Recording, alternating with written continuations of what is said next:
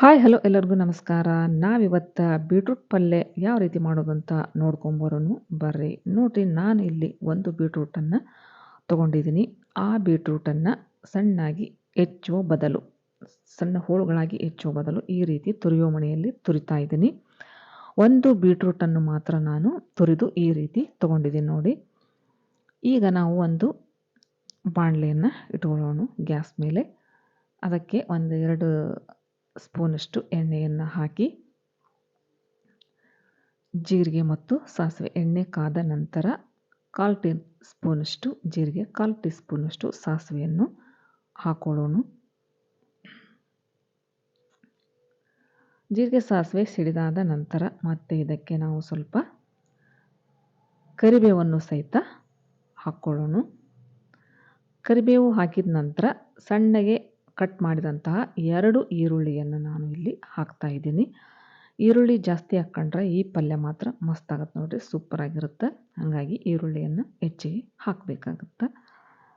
ಇಲ್ಲಿ ನಾನು ಈರುಳ್ಳಿಯನ್ನು ಹಾಕಿದ ನಂತರ ಚೆನ್ನಾಗಿ ಬಾಡಿಸ್ತಾ ಇದ್ದೀನಿ. ಹಸಿ ವಾಸನೆ ಹೋಗುವವರೆಗೂ ಚೆನ್ನಾಗಿ ಬಾಡಿಸ್ಬೇಕಾಗುತ್ತೆ.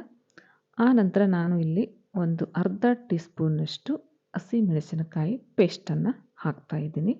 ನೀವು ಖಾರಕ್ಕನುಗುಣವಾಗಿ ನೀವು ಹಾಕ್ಕೋಬಹುದು.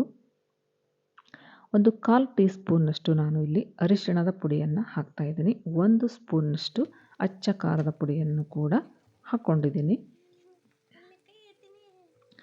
ನೋಡ್ರಿ, ಈಗ ರುಚಿಗೆ ತಕ್ಕಷ್ಟು ಉಪ್ಪನ್ನು ಸಹಿತ ಸೇರಿಸೋಣ.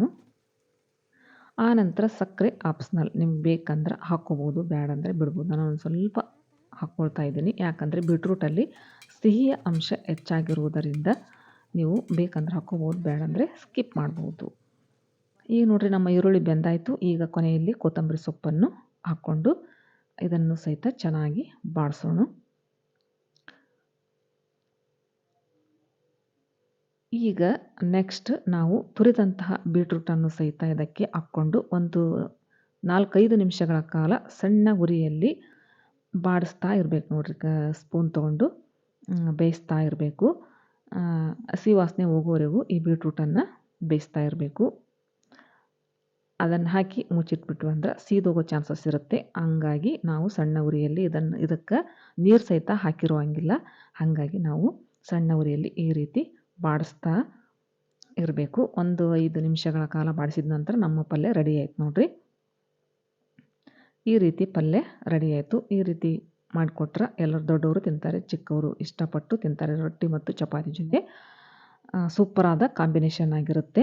ನಾನು ಮಾಡೋ ಈ ರೆಸಿಪಿ ಇಷ್ಟ ಆಗಿತ್ತು ಅಂದರೆ ಪ್ಲೀಸ್ ಒಂದು ಲೈಕ್ ಮಾಡಿ, ಶೇರ್ ಮಾಡಿ. ಹೊಸದಾಗಿ ನೋಡೋರು ನನ್ನ ಚಾನಲನ್ನು ಸಬ್ಸ್ಕ್ರೈಬ್ ಮಾಡಿಕೊಂಡು ಸಪೋರ್ಟ್ ಮಾಡಿರಿ. ನೋಡಿರಿ, ನಮ್ಮ ಪಲ್ಯ ಸರ್ವಿಂಗ್ ಬಾಲ್ಗೆ ಸರ್ವ್ ಮಾಡಿದ ನಂತರ ಸೂಪರಾಗಿ ಕಾಣ್ತಾ ಇದೆ.